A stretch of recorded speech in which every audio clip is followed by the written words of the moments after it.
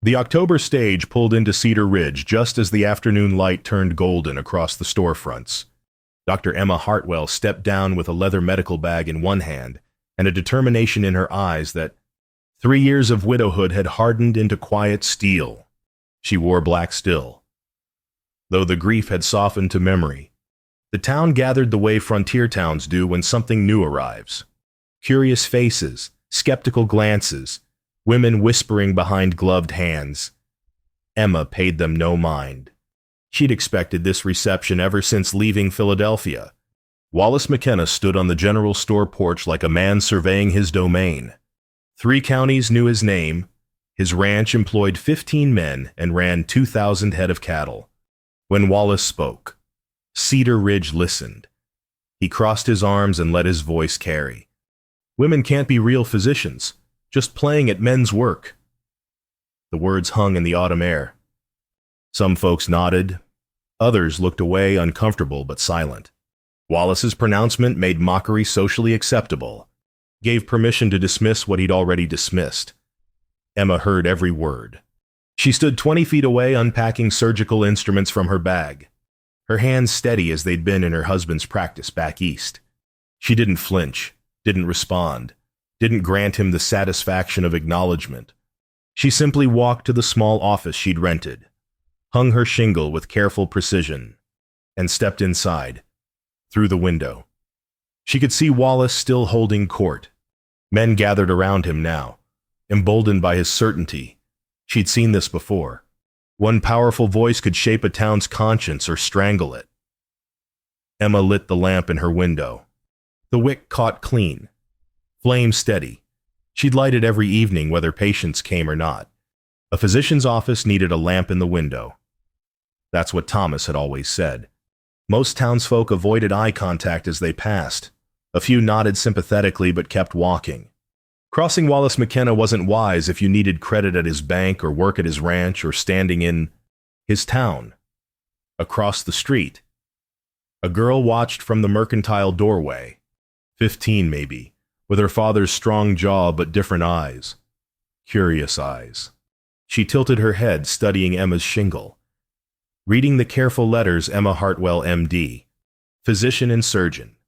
The girl's gaze met Emma's through the window. Something passed between them.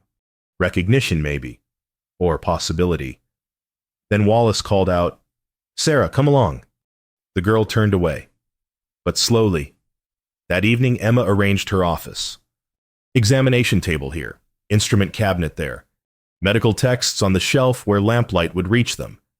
Everything in order. Everything ready. The lamp burned in her window that first night, casting its small circle of light onto the darkening street. Across town at the McKenna Ranch, Wallace carved roast beef with satisfied efficiency.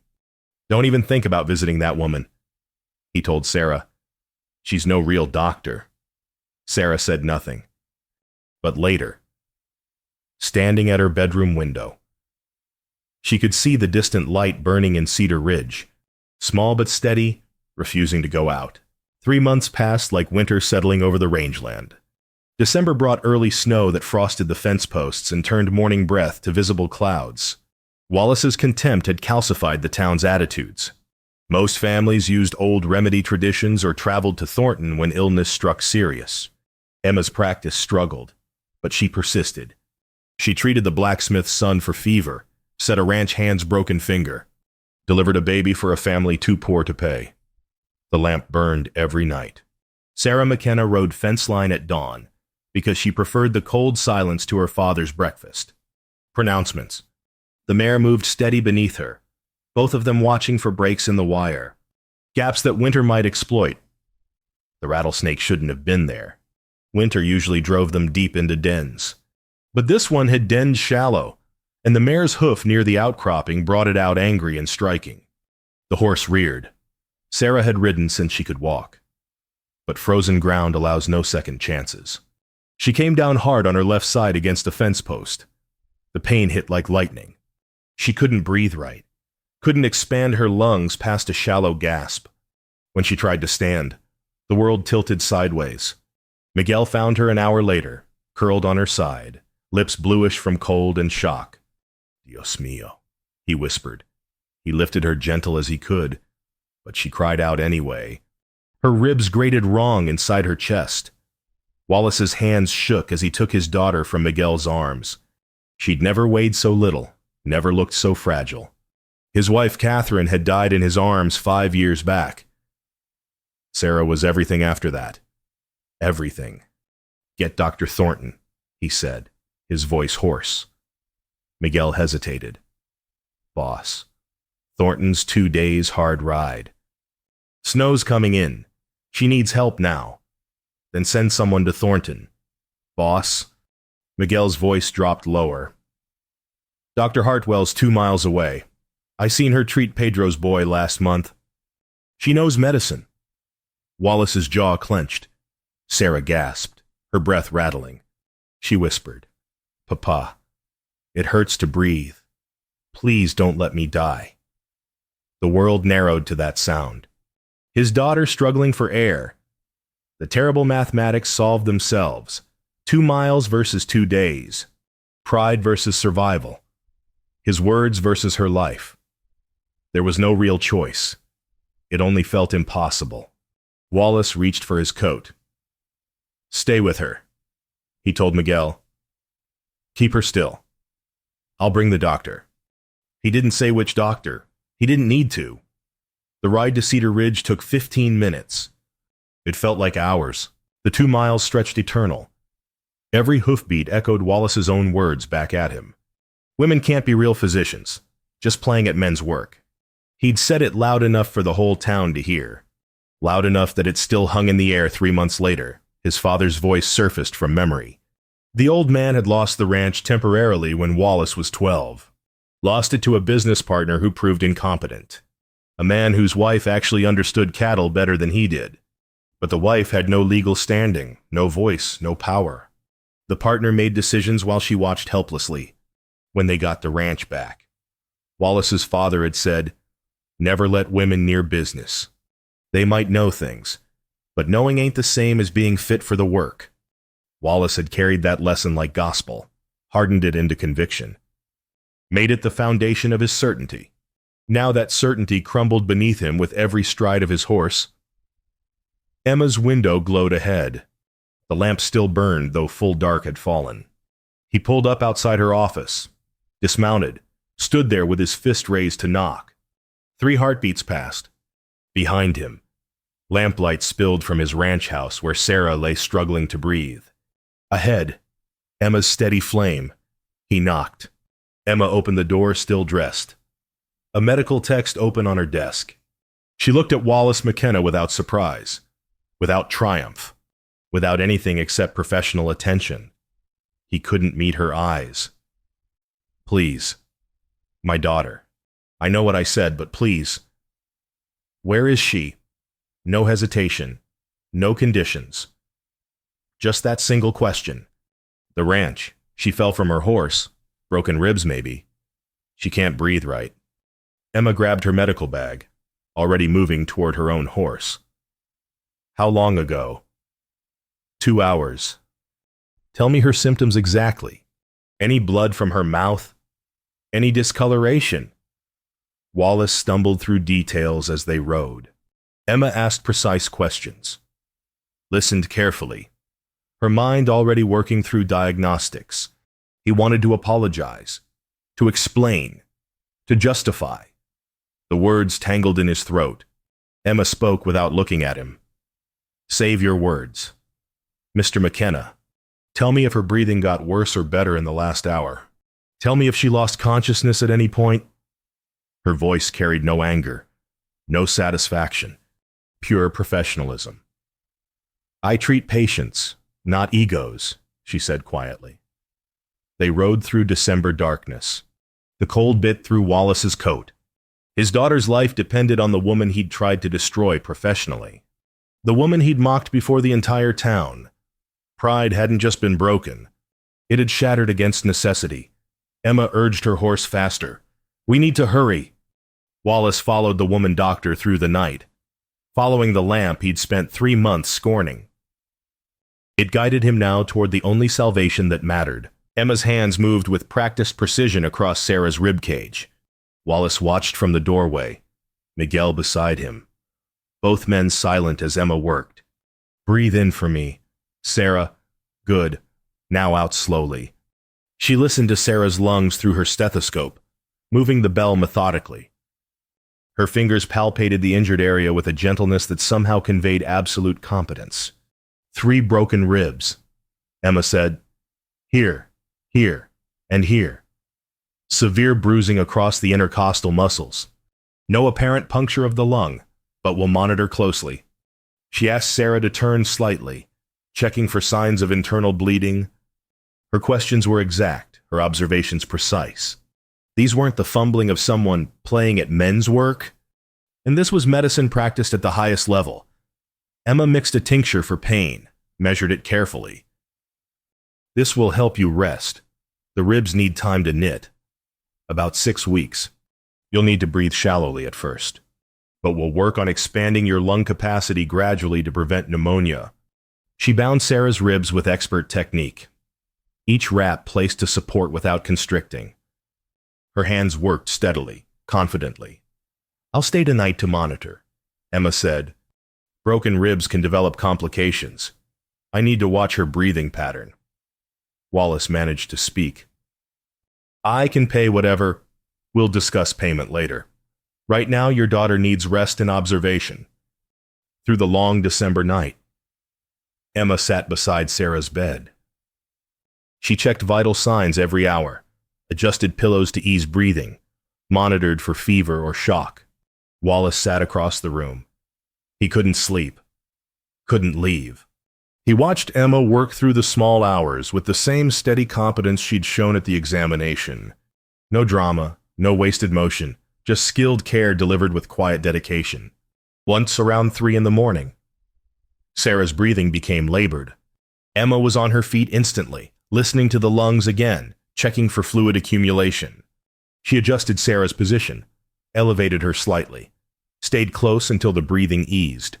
Wallace watched those hands. Hands he'd dismissed as incapable. Hands that were saving his daughter with knowledge he denied she could possess. Dawn broke pale and cold. Sarah slept peacefully finally, her breathing steady and unlabored. The crisis had passed. Emma wrote detailed care instructions in a small notebook. Check her breathing every 2 hours. If it becomes rapid or shallow, send for me immediately. Keep her elevated on pillows. No lying flat for at least 2 weeks. She can have broth, but nothing solid until tomorrow. She tore out the page, handed it to Wallace. I'll return this afternoon to check on her progress. Wallace stood, every muscle stiff from the sleepless night. 4 words forced themselves out. Thank you, Dr. Hartwell. Emma nodded once, professionally. She packed her medical bag with the same methodical care she'd shown all night. Then she was gone. Riding back to Cedar Ridge through the winter dawn, Wallace stood at the window watching her go. His world had tilted during the night. Everything he'd believed sat crooked now, unable to settle back into place. The evidence had been undeniable. Dr. Emma Hartwell was a physician, a real one. Emma returned that afternoon as promised, and the next day, and the day after. For 2 weeks she tended Sarah with the same steady competence, monitoring the healing ribs, watching for complications. During the visits, Emma's story emerged naturally, shared in response to Sarah's curious questions. Did you always want to be a doctor? Sarah asked one afternoon. I wanted to help people. My husband Thomas was a physician in Philadelphia. I studied alongside him, learned everything he learned. But medical schools wouldn't admit women, so I worked in his shadow. That must have been hard. Emma smiled slightly. It was necessary. When Thomas died 2 years ago from pneumonia, I came west to practice openly. To use the skills I'd been hiding. Sarah shifted against her pillows, wincing only slightly now. Why Cedar Ridge? Because small towns need doctors. Because I thought the frontier might be more willing to accept a woman physician than Philadelphia society. Emma's expression turned wry. I was partially wrong about that. Wallace stood in the hallway listening. He'd taken to hovering there during Emma's visits. close enough to hear but trying to remain unobtrusive. Sarah asked the question that had been building. Could I learn this? Could a woman be a doctor? Emma met her gaze directly. You're learning it now, aren't you? I just taught you about the musculoskeletal system. You understood the explanation of how ribs protect organs. Intelligence doesn't require a medical degree, though the degree helps. Through the doorway. Wallace felt those words land. His daughter's eyes had lit with possibility. How many times had he dismissed her questions about the ranch books, about breeding records, about market prices? Told her those were men's concerns the following Sunday. Wallace heard whispers at church. The Patterson family had visited Dr. Hartwell for their daughter's persistent cough. So had the Andersons. Quietly, without announcing it. Some townspeople were seeking her care, but others threw Wallace's own words back at him. Thought you said she wasn't a real doctor. McKenna, said Bill Henderson at the feed store. Funny how you're using her services now. Wallace had no defense. My daughter needed help. So did my wife last month. But we went to Thornton because you made it clear Dr. Hartwell wasn't acceptable. The accusation stung precisely because it was accurate. Wallace's public mockery had shaped the town's response. Now his private use of Emma's skill made him a hypocrite. That evening, Sarah said what Wallace couldn't. She's the best doctor I've ever met. Papa. And you tried to run her out of town. The words landed like physical blows. Wallace looked at his daughter. Nearly healed now. Saved by the woman he'd publicly dismissed. He had no defense because there was no defense. I know, he said quietly. Knowing isn't enough, Sarah said. Her voice carried her mother's steel. Everyone heard what you said about her. Everyone. Wallace sat alone in his study long after Sarah slept. Through the window, he could see the distant lights of Cedar Ridge, somewhere in that scatter of buildings. Emma's lamp still burned. He'd been profoundly wrong. He knew that now. But knowing it privately while maintaining public silence made him exactly what Bill Henderson had called him, a hypocrite. 2 weeks into Sarah's recovery, Wallace woke to her screaming. He ran to her room. She thrashed against the sheets, her face flushed deep red, her breath coming in harsh gasps. When he touched her forehead, the heat nearly burned. Sarah. What hurts? Can't breathe. Papa, I can't breathe right. Her temperature had spiked dangerously high. The ribs had been healing well. This was something new, something wrong. Complication from the bruised lung tissue. Wallace didn't need medical training to know his daughter was in crisis. He didn't hesitate this time. Didn't waste a second on pride or appearances. He saddled his horse and rode hard for Cedar Ridge through midnight darkness. Emma opened her door fully dressed, her medical bag already in hand. I'll get my horse. No questions. No, I told you so. Just immediate response. She worked through the night with poultices and monitoring, adjusting treatment every hour. The fever raged stubborn and mean. Sarah's breathing rattled in her chest. Wallace watched Emma fight for his daughter's life with every skill she possessed. She never flagged, never showed doubt. At 4 a.m, she changed tactics entirely, using a different combination of herbs and cooling methods. Dawn broke gray and cold. The fever broke with it. Sarah slept finally, breathing easier, the flush fading from her cheeks. Emma sat back exhausted. She'll need another week of close monitoring. The lung tissue was more damaged than I initially assessed, but she'll recover. You saved her, Wallace said. Again. I'm her physician. That's what physicians do. In town, the whispers intensified into open talk. Wallace McKenna, who'd publicly mocked the woman doctor, now rode for her in the middle of the night, used her services, depended on her skill, while maintaining that his original assessment had been correct. At the Mercantile, Clara Henderson said it loud enough for Wallace to hear. Hypocrite uses what he condemns. Must be convenient. Having no principles when your own family's at stake. Wallace wanted to argue, wanted to explain that he'd changed his mind, that Emma had proven herself beyond doubt. But he hadn't said any of that publicly, hadn't recanted his mockery, hadn't acknowledged his error where he'd made it before the entire town. Private knowledge of his mistake didn't erase public harm. That afternoon, Sarah looked at her father with eyes too knowing for 15. She saved me twice now.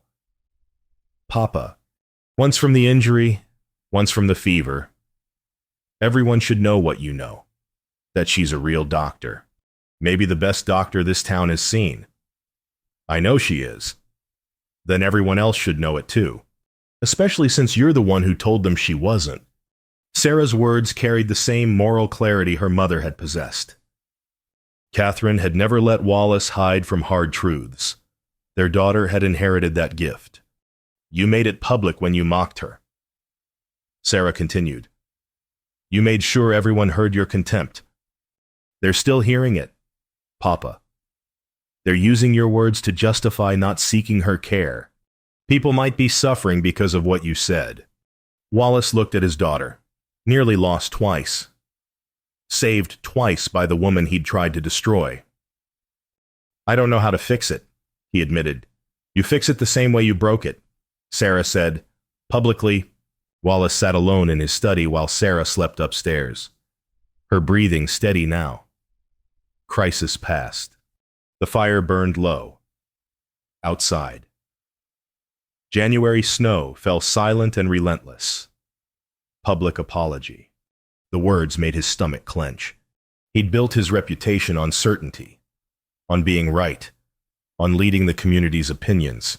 Cedar Ridge looked to Wallace McKenna for judgment on everything from cattle prices to town politics. Admitting he'd been catastrophically wrong meant destroying that authority. It meant public humiliation before everyone who'd heard his mockery. But continuing his silence meant betraying the truth. It meant watching Emma's practice struggle while he privately benefited from her skill. It meant being exactly what Clara Henderson had called him, a hypocrite.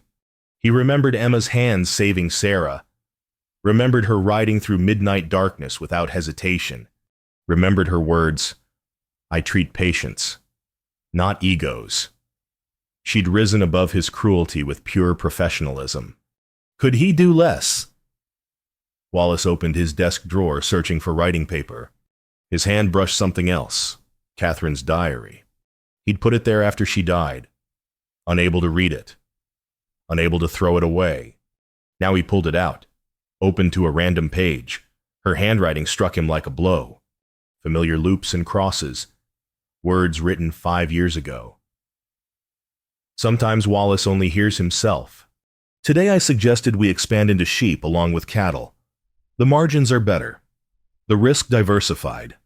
Wallace dismissed it without consideration. 6 months later.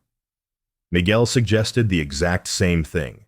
Wallace praised him for innovative thinking and implemented it immediately. He doesn't mean cruelty. He just doesn't hear women's voices as carrying the same weight as men's. Wallace read the passage 3 times. Then he turned pages, finding more. Asked Wallace about the new breeding program calculations. He patted my hand and said not to worry about ranch business. I have a better head for numbers than he does, but he'll never know because he'll never ask. Sarah wanted to learn the accounts.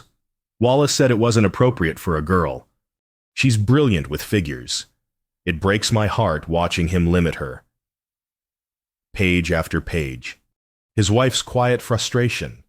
Her sharp mind dismissed, her good judgment ignored, her voice unheard. Not because Wallace was cruel, because he'd learned from his father that women's voices didn't carry the same weight. The pattern crystallized. His father's story about the incompetent business partner had taught the wrong lesson entirely. The incompetence hadn't come from the wife's involvement. It had come from her exclusion.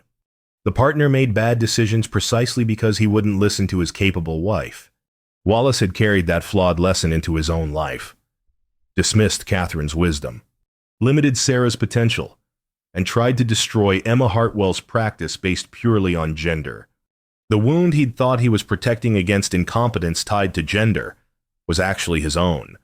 Incompetence, his moral incompetence, his failure to hear, to see, to recognize ability when it stood before him. Rally point arrived from an unexpected source. Catherine's voice from the past, showing him his pattern of blindness. He pulled out fresh paper and began to write. The first draft rambled with excuses. He crumpled it. The second tried to minimize his error. Crumpled. The third attempted to shift blame to his upbringing. Crumpled. Finally, near midnight, he wrote the simple truth. What he'd said 3 months ago. What had happened to Sarah. What Emma had done. What he'd learned. What he was sorry for. No excuses. No justification. Just truth. He folded the paper, placed it carefully in his Bible. Tomorrow was Sunday. Tomorrow he'd find out if courage felt like redemption or just the public destruction of everything he'd built. Either way, it was necessary. Sarah had been right. He'd broken something publicly. He had to fix it the same way. Wallace sat watching the fire burn to embers, rehearsing words that would cost him everything and restore something more valuable than pride. Sunday morning broke clear and cold. Wallace dressed with deliberate care, though his hands shook fastening his collar. Sarah stood at his bedroom door, dressed for church, walking without pain now. "I'm going with you," she said. "You don't have to." "Yes, I do. You're doing this for me, for Dr. Hartwell. For what's right, I should stand with you." They rode to church early. The building filled slowly. Families in their Sunday best, voices echoing off wooden walls. Emma Hartwell sat near the back, her widow's black stark against the pine pews. She didn't know what was coming. Wallace had told no one. The service began with hymns. Wallace's voice caught on the words. "Amazing grace. How sweet the sound. That saved a wretch like me." Reverend Patterson stood to deliver his sermon. Wallace rose before he could begin. "Reverend, I need to say something first." The room stilled instantly. Wallace McKenna interrupting Sunday service was unprecedented. Every eye turned toward him. Sarah stood and moved to his side. Her presence steadied him. Wallace's voice came out rougher than intended. 3 months ago, when Dr. Emma Hartwell arrived in Cedar Ridge, I mocked her publicly. I said women can't be real physicians, said she was just playing at men's work. I made sure everyone heard my contempt. The silence deepened. Some folks shifted uncomfortably. Others leaned forward. I was wrong. The 2 words hung in the air. In December, my daughter Sarah had a riding accident, broken ribs, bruised lung. Dr. Hartwell came immediately when I begged for help, despite everything I'd said. She saved Sarah's life with skill and knowledge I denied she could possess. Wallace's hands gripped the pew in front of him. 2 weeks later, Sarah developed fever from lung complications. Dr. Hartwell worked through the night and saved her again. I watched this woman I'd publicly dismissed demonstrate competence, dedication, and expertise beyond anything I'd imagined. He looked across the congregation. Meeting eyes. Dr. Emma Hartwell is a fine physician, one of the best I've encountered. Gender has nothing to do with skill or knowledge or the ability to heal. I spoke from ignorance and pride. I misled this community with my prejudice. His voice dropped but remained clear. I'm sorry. To Dr. Hartwell for the harm I caused her practice and reputation. To this community for using my influence to spread prejudice instead of truth. Sarah stepped closer to her father. Then the blacksmith's wife stood in her pew. Dr. Hartwell treated my son's fever last month, saved him when I thought we'd lose him. The rancher James Crawford rose. She set my hand when I crushed it in the mill. Finest medical work I've seen. One by one. Others stood. Quiet testimonies to Emma's skill, her compassion, her competence. People who'd sought her care secretly, afraid to cross Wallace's public condemnation. Emma rose finally. Every eye turned to her. She looked at Wallace across the rows of pews. I accept your apology, Mr. McKenna. It took courage to admit error publicly. She paused, then addressed the whole congregation. I came to Cedar Ridge to practice medicine. to serve this community regardless of prejudice. That hasn't changed. Anyone who needs care is welcome, always. She sat back down. The simple dignity of her response carried more weight than any dramatic speech. Reverend Patterson cleared his throat. Takes a strong man to admit error publicly. Takes a stronger one to change. Shall we pray? The service continued, but everything had shifted. The air felt different, lighter somehow, after the benediction. People approached Wallace. Some shook his hand. Others just nodded. A few turned away, still angry. Emma walked past on her way out. Wallace stopped her. Thank you for saving my daughter, for showing me I was wrong. I didn't do it to change your mind, Emma said quietly. I did it because she needed a physician. But I'm glad you found the courage to speak truth. She walked into the winter sunlight, her black dress stark against the snow. Sarah took her father's arm. I'm proud of you, Papa. Wallace felt emptied and filled simultaneously. The cost had been high. But watching Emma walk with her head high, no longer dismissed but acknowledged, made the cost worthwhile. He'd broken something 3 months ago. Today he'd begun to repair it. Spring transformed Cedar Ridge the way it always did, sudden and overwhelming after winter's gray persistence. By April, green pushed through everywhere, stubborn and insistent. Wallace didn't just apologize and retreat. He acted. He helped Emma establish a proper medical office in the center of town, larger quarters with space for examinations and a waiting room. He referred families to her care, spoke openly about her skill.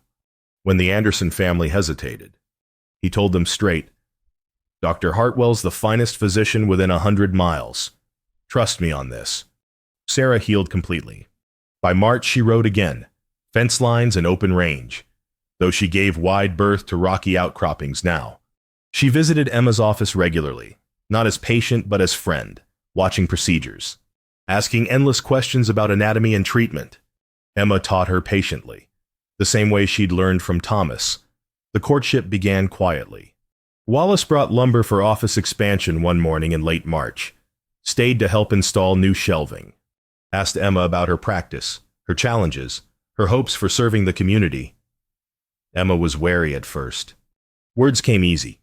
Change required proof through time. But Wallace proved it. Week after week, month after month, he treated her with respect, valued her opinions, asked her advice on Sarah's education. When the town council debated funding for a proper clinic, Wallace argued for it forcefully. We're fortunate to have Dr. Hartwell, he said before the assembled council. Supporting her practice supports the whole community's health. By May, he asked if he could call on her properly. They sat on her office porch in the spring evening. Emma studied him carefully. I need to know this is real, she said, that you've truly changed, not just apologized to save face. I can't prove it with words, only with time and action. Why do you want to court me, Wallace? He took a breath. Because you're the finest person I've met. Because you showed me grace I didn't deserve. Because watching you work, seeing your dedication and skill, made me recognize excellence I'd been blind to. Because my daughter looks at you with admiration I hope she'll always feel, not because I'm convenient, not to absolve your guilt. No. Wallace met her eyes. Because you challenge me to be better.